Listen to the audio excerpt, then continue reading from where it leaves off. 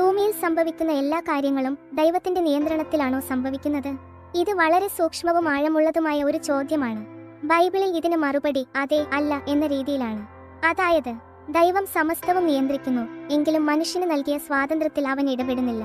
കർത്താവ് സ്വർഗത്തിൽ തന്റെ സിംഹാസനം സ്ഥാപിച്ചിരിക്കുന്നു, അവന്റെ രാജ്യം എല്ലാത്തിനുമേലും ആധിപത്യം നടത്തുന്നു. ദൈവം സർവാധിപതിയാണ്, എല്ലാത്തിനുമേൽ പരമാധികാരമുള്ളവൻ. അവൻ എല്ലാം അറിയുന്നു. ഒന്നും ദൈവത്തിന്റെ അറിവിനും പരിധിക്കും പുറത്തല്ല. എങ്കിലും മനുഷ്യന് കൽപ്പിച്ചു നൽകിയ സ്വാതന്ത്ര്യത്തിൽ മൈക്രോ കൺട്രോൾ ചെയ്യുന്നില്ല. അതായത് അവൻ മനുഷ്യനെ ഒരു യന്ത്രമെന്ന പോലെ നിയന്ത്രിക്കുന്നില്ല. ദൈവം മനുഷ്യന് തിരഞ്ഞെടുക്കാനുള്ള സ്വാതന്ത്ര്യം നൽകി. ഓരോരുത്തരും താൻ്റെ പ്രവൃത്തിക്കനുസരിച്ച് ഉത്തരവാദിയായിരിക്കും. അതിനാൽ ദൈവം പാപം നിർബന്ധിപ്പിക്കുന്നില്ല. എല്ലാ തിന്മയും ദൈവത്തിന്റെ നേരിട്ടുള്ള ഇച്ഛയല്ല. ദൈവം അനുമതി കൊടുക്കുന്നു, പക്ഷെ ആജ്ഞാപിക്കുന്നില്ല. ദൈവം നിയന്ത്രണത്തെക്കാൾ വലുതായ നേതൃത്വം നടത്തുന്നു. അവൻ മനുഷ്യചരിത്രത്തെ തന്റെ അന്തിമ ലക്ഷ്യത്തിലേക്ക് നയിക്കുന്നു. അനേകം പദ്ധതികൾ മനുഷ്യ ഹൃദയത്തിലുണ്ട്, എന്നാൽ കർത്താവിന്റെ ആലോചന നിലനിൽക്കും. മനുഷ്യന്റെ തെറ്റുകൾക്കിടയിലും ദൈവത്തിന്റെ പദ്ധതി തകരുന്നില്ല. തിന്മയിലും ദൈവത്തിന് അതിരുകളുണ്ട്. ദൈവം തിന്മയ്ക്ക് പരിധി വെക്കുന്നു. ഇയ്യോബിന്റെ കഥയിൽ സാത്താന് ദൈവത്തിന്റെ അനുമതിക്ക് അപ്പുറം പോകാൻ കഴിഞ്ഞില്ല. ഇവിടം വരെ നിനക്ക് വരാം, അതിനപ്പുറമല്ല. ദൈവം ഒന്നിലും കൈ കടത്തുന്നില്ല, പക്ഷെ ഒന്നും അവന്റെ കൈവിട്ട് പോകുന്നില്ല. എല്ലാം അവന്റെ ആലോചന പ്രകാരം പ്രവർത്തിക്കുന്നു. 7000 വർഷങ്ങൾ പൂർത്തിയാവുന്നതുവരെ മനുഷ്യന്റെ തിന്മ തിരഞ്ഞെടുക്കാനുള്ള സ്വാതന്ത്ര്യം നിലനിൽക്കും. എന്നാൽ അന്തിമ വിധിയിലൂടെ ദൈവം നന്മ പ്രവർത്തിച്ചവരെ പുതിയ ഭൂമിയിലേക്ക് തിരഞ്ഞെടുക്കും. അങ്ങനെ തിന്മ ആഗ്രഹിച്ചവർ ഇല്ലാതാകും, നന്മ പ്രവർത്തിച്ചവർ നിലനിൽക്കും. ഇപ്പോൾ ലോകം വീണ നിലയിൽ ആണ്, പക്ഷെ ആ ദിവസം ലോകത്തിന്റെ രാജ്യം നമ്മുടെ കർത്താവിന്റെയും അവന്റെ ക്രിസ്തുവിന്റെയും രാജ്യമായി മാറും. അന്ന് തിന്മയ്ക്ക് അവസാനം ഉണ്ടാകും. ചുരുക്കത്തിൽ ദൈവം സർവാധിപതിയാണ്. മനുഷ്യനെ ഒരു റോബോട്ടാക്കുന്ന തരത്തിലുള്ള നിയന്ത്രണം ദൈവം ചെയ്യുന്നില്ല. മനുഷ്യന്റെ സ്വാതന്ത്ര്യത്തെ അവൻ മാനിക്കുന്നു. എന്നാൽ മനുഷ്യന്റെ തിന്മയ്ക്ക് പരിധിയുണ്ട്. ദൈവത്തിന്റെ പദ്ധതി ഒരിക്കലും പരാജയപ്പെടില്ല. അങ്ങനെയെങ്കിൽ മനുഷ്യന്റെ ജീവിതം മുൻകൂട്ടി എഴുതിയ ഒരു തിരക്കഥ ആണോ? അല്ല, നിങ്ങളുടെ ജീവിതം ഒരു സ്ക്രിപ്റ്റ് പോലെ മുൻകൂട്ടി എഴുതിയതല്ല. അതേസമയം ദൈവത്തിന് നിങ്ങളുടെ ജീവിതത്തിനായി ഒരു ഉദ്ദേശവും ദിശയുമുണ്ട്. പക്ഷേ അതിൽ മനുഷ്യൻ ഒരു യാന്ത്രിക കഥാപാത്രമല്ല. ഞാൻ നിങ്ങളെക്കുറിച്ച് ആലോചിക്കുന്ന ആലോചനകൾ സമാധാനത്തിന്റെയും പ്രത്യാശയുടേതുമാണ്. പക്ഷേ നിന്റെ ഓരോ തീരുമാനവും മുമ്പേ എഴുതിയിരിക്കുന്നു എന്ന് ബൈബിൾ എവിടെയും പറയുന്നില്ല. മനുഷ്യന്റെ തിരഞ്ഞെടുപ്പുകൾ യഥാർത്ഥമാണ്. ദൈവം മനുഷ്യരെ വീണ്ടും വീണ്ടും തിരഞ്ഞെടുക്കാൻ വിളിക്കുന്നു. നീ ജീവൻ തിരഞ്ഞെടുക്കുക. ഒരു നാടകത്തിലെ കഥാപാത്രത്തെ പോലെ നിങ്ങൾ സംഭാഷണം വായിക്കുന്നില്ല. നിങ്ങൾ സ്വയം തീരുമാനങ്ങൾ എടുക്കുന്നു.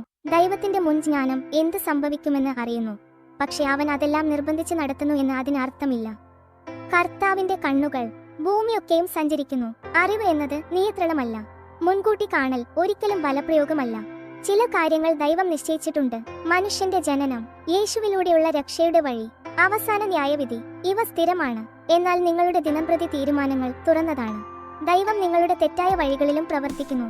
മനുഷ്യൻ തെറ്റായ തീരുമാനമെടുത്താലും ദൈവത്തിന്റെ കഥ അവിടെ അവസാനിക്കുന്നില്ല. ദൈവത്തെ സ്നേഹിക്കുന്നവർക്ക് എല്ലാം നന്മയ്ക്കായി പ്രവർത്തിക്കുന്നു. ദൈവം തെറ്റ് അംഗീകരിക്കുന്നില്ല, പക്ഷേ തെറ്റിൽ കുടുങ്ങിയവനെ വിടുന്നുമില്ല. പ്രാർത്ഥനയും അനുസരണവും യഥാർത്ഥത്തിൽ കാര്യങ്ങൾ മാറ്റുന്നു. പ്രാർത്ഥന കൊണ്ട് ദൈവത്തിന്റെ തീരുമാനങ്ങൾ അല്ലെങ്കിൽ പ്രതികരണം മാറി. ഉദാഹരണം മോശയുടെ പ്രാർത്ഥന, നിനവയുടെ മാനസാന്തരം, ഹിസ്കിയാവിന്റെ അപേക്ഷ, എല്ലാം യഥാർത്ഥ പ്രതികരണങ്ങൾ സൃഷ്ടിച്ചു. നീതിമാന്റെ പ്രാർത്ഥന വലിയ ഫലം ഉളവാക്കുന്നു. സ്ക്രിപ്റ്റ് എഴുതിയിരുന്നെങ്കിൽ പ്രാർത്ഥനയ്ക്ക് അർത്ഥമുണ്ടാകില്ല. മനുഷ്യന്റെ ജീവിതം ഒരു റെയിൽവേ ട്രാക്ക് അല്ല, അത് ഒരു യാത്രാ ഭൂപടം പോലെയാണ്. ലക്ഷ്യം ദൈവം അറിയുന്നു, വഴികൾ നിങ്ങൾ തിരഞ്ഞെടുക്കുന്നു. തെറ്റിപ്പോയാൽ തിരിച്ചു നയിക്കാൻ ദൈവം കഴിവുള്ളവൻ. അതായത് നിങ്ങളുടെ ജീവിതം മുൻകൂട്ടി എഴുതിയ സ്ക്രിപ്റ്റ് അല്ല. നിങ്ങളുടെ തിരഞ്ഞെടുപ്പുകൾ യഥാർത്ഥവും ഉത്തരവാദിത്വമുള്ളതുമാണ്. ദൈവം ഓരോ ഘട്ടത്തിലും നിങ്ങളെ നയിക്കാൻ തയ്യാറാണ്. എല്ലാ കാര്യങ്ങളും ദൈവം മുൻകൂട്ടി അറിയുന്നെങ്കിൽ മനുഷ്യന്റെ തീരുമാനങ്ങൾക്ക് വിലയുണ്ടോ? ദൈവത്തിന്റെ മുൻജ്ഞാനം മനുഷ്യരുടെ തീരുമാനങ്ങളുടെ മൂല്യം ഇല്ലാതാക്കുന്നില്ല, മറിച്ച് അതിനെ കൂടുതൽ ഗൗരവമുള്ളതാക്കുന്നു. ദൈവത്തിന്റെ അറിവ് നിർബന്ധവും നിയന്ത്രണവുമല്ല. ദൈവം നിങ്ങളുടെ തിരഞ്ഞെടുപ്പ് അറിയുന്നു എന്നത് അവൻ നിങ്ങളെ അതിന് നിർബന്ധിക്കുന്നു എന്ന അർത്ഥമില്ല. ദൈവത്തിന് ആദിയിൽ നിന്നേ തന്റെ പ്രവൃത്തികൾ അറിയാം. ഉദാഹരണമായി സൂര്യോദയം നാളെ ഉണ്ടാകുമെന്ന് മനുഷ്യൻ അറിയുന്നത് നമ്മൾ സൂര്യനെ ഉദിപ്പിക്കുന്നു എന്നതല്ല. അതായത് അറിവ് എന്നത് കാരണമല്ല, തിരഞ്ഞെടുപ്പ് നമ്മുടേതാണ്. ദൈവം നിങ്ങളുടെ തീരുമാനങ്ങളെ യഥാർത്ഥമെന്ന് കാണുന്നു. അവൻ മനുഷ്യരെ തിരഞ്ഞെടുക്കാൻ വിളിക്കുന്നു. നിങ്ങൾ തിരഞ്ഞു ജീവിക്കുവിൻ. ഇത് കാണിക്കുന്നത് നിങ്ങളുടെ അതെ, അല്ല ദൈവത്തിന് പ്രസക്തമാണ് എന്നാണ്. നിങ്ങളുടെ പ്രതികരണം അവൻ ഗൗരവത്തോടെ കാണുന്നു. മനുഷ്യന്റെ തീരുമാനങ്ങൾ ഫലങ്ങൾ സൃഷ്ടിക്കുന്നു. ദൈവം മുൻകൂട്ടി അറിയുന്നുവെങ്കിലും ഫലങ്ങൾ നിങ്ങളുടെ തിരഞ്ഞെടുപ്പിലൂടെ വരുന്നു. മനുഷ്യൻ വിതച്ചത് തന്നെയാണ് കൊയ്യുന്നത്. നമ്മുടെ അനുസരണം ജീവനും അനുഗ്രഹവും നൽകുന്നു, എന്നാൽ അനുസരണക്കേട് നഷ്ടവും വേദനയും സമ്മാനിക്കുന്നു. ഇത് ഒരു നാടകമല്ല, യാഥാർത്ഥ്യമാണ്. ദൈവം കാര്യങ്ങൾ മുൻകൂട്ടി അറിഞ്ഞാലും അവൻ നമ്മോടുള്ള ബന്ധം തേടുന്നു. ദൈവം റോബോട്ടുകളെ അല്ല, ബന്ധമുള്ള മനുഷ്യരെയാണ് ആഗ്രഹിക്കുന്നത്. എന്നോട് വിളിച്ചാൽ ഞാൻ ഉത്തരം പറയും. ബന്ധത്തിൽ പ്രതികരണം വേണം. സ്നേഹം സ്വമേധയാ ഉണ്ടാവണം. അതിനാൽ നിങ്ങളുടെ തീരുമാനങ്ങൾ ദൈവത്തോട് ബന്ധപ്പെട്ട് നിലകൊള്ളുന്നു. ദൈവം നിങ്ങളുടെ തീരുമാനങ്ങൾ ഉൾപ്പെടുത്തി തന്റെ പദ്ധതി നടപ്പാക്കുന്നു. ദൈവത്തിന്റെ പദ്ധതി നിങ്ങളെ ഒഴിവാക്കി നടക്കുന്നില്ല. നിങ്ങളുടെ പ്രതികരണത്തിന് സ്ഥാനമുണ്ട്. കർത്താവിന്റെ ആലോചന നിലനിൽക്കും. ദൈവം നിങ്ങളുടെ നല്ല തീരുമാനങ്ങളെ അനുഗ്രഹിക്കുന്നു. കൂടാതെ തെറ്റായ തീരുമാനങ്ങളെ തിരുത്തി നന്മയ്ക്ക് ഉപയോഗിക്കാം. യേശുവിന്റെ ക്ഷണം ഇപ്പോഴും സത്യമാണ്. ദൈവം മുൻകൂട്ടി അറിയുന്നുണ്ടെങ്കിലും യേശു പറയുന്നു, എന്നോട് വരുവിൻ. ഇത് യഥാർത്ഥ ക്ഷണമാണ്, നാടകമല്ല. മുൻകൂട്ടി എഴുതിയ സംഭാഷണമല്ല. ചുരുക്കത്തിൽ ദൈവം എല്ലാം അറിയുന്നു. നിങ്ങൾ യഥാർത്ഥത്തിൽ തിരഞ്ഞെടുക്കുന്നു. അതുകൊണ്ടാണ് നിങ്ങളുടെ തീരുമാനങ്ങൾക്ക് നിത്യമൂല്യമുള്ളത്. അങ്ങനെയെങ്കിൽ മനുഷ്യന്റെ ഉത്തരവാദിത്വം യാഥാർത്ഥ്യമാണോ?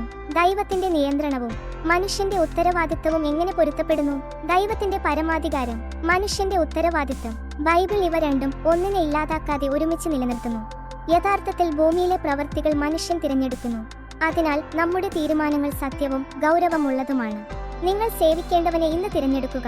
അതുകൊണ്ട് പാപത്തിന് ഉത്തരവാദിത്തമുണ്ട്, അനുസരണത്തിന് മൂല്യമുണ്ട്, പ്രാർത്ഥനയ്ക്ക് അർത്ഥമുണ്ട്. മനുഷ്യന്റെ തീരുമാനങ്ങൾ ദൈവം മുൻകൂട്ടി അറിയുന്നു, പക്ഷേ അവയെ ബലമായി നിർബന്ധിക്കുന്നില്ല, നിയന്ത്രിക്കുന്നില്ല. അതിനാൽ മനുഷ്യൻ തന്റെ പ്രവൃത്തികൾക്ക് ഉത്തരവാദിയാണ്. ദൈവത്തിന്റെ മുൻ ജ്ഞാനം നിർബന്ധവും നിയന്ത്രണവുമല്ല.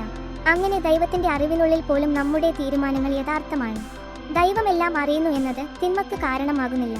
ഉദാഹരണമായി, അധ്യാപകൻ പരീക്ഷയിൽ ഒരു വിദ്യാർത്ഥി പരാജയപ്പെടുമെന്ന് അറിയുന്നു.